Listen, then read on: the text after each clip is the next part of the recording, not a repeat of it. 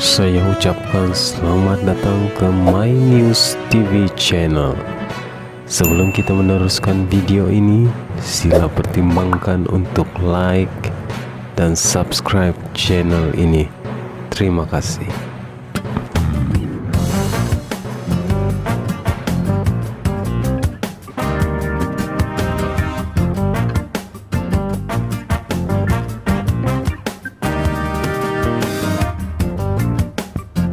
Salam sejahtera, info hangat hari ini.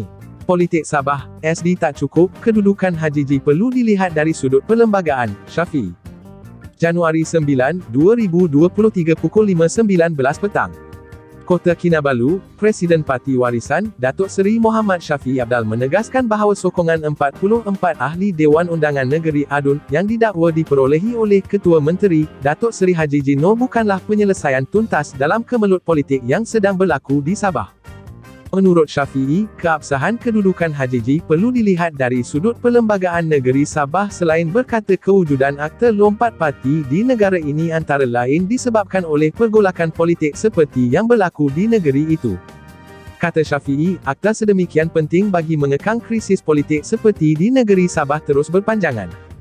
Kalau kita tidak ikut perlembagaan, ini yang keadaan berlaku di negara kita. Pasal itu kita perkenalkan akta anti lompat. Bayangkan nombor apa yang dia ada daripada UMNO. Daripada warisan. Siapa yang dari warisan ada di situ? Siapa daripada UMNO ada di situ? Jadi nak kata nombor SD, itu bukan menjadi asas. Yang penting kepada kita sebagai kerajaan perpaduan yang ada harus melihatnya, bukan hanya paparan yang kita perlu memenuhi nafsu kita, katanya. Beliau berkata demikian ketika ditemui oleh media di kediamannya di sini pada Isnin. Tambah Syafiee lagi, apa yang berlaku terhadap Haji G pada ketika ini juga pernah berlaku terhadap beliau sewaktu mentadbir kerajaan negeri sebagai Ketua Menteri.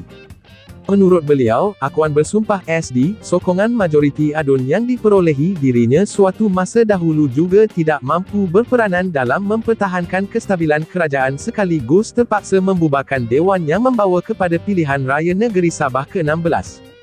Dahulu masa saya Ketua Menteri kita bawa pergi Dewan Undangan Negeri, undi percaya, 2/3 saya menang. Datang yang lain, dia beli orang, saya terpaksa bubar Dewan. Perkara yang penting kepada kita mengurus tadbir keadaan negara ini tetapi pematuhan undang-undang itu perlu, katanya lagi. Terdahulu, Haji G pada Ahad mendakwa telah memiliki sokongan daripada 44 ADUN di negeri itu bagi meneruskan pentadbiran kerajaan negeri yang berbaki 2 tahun lagi.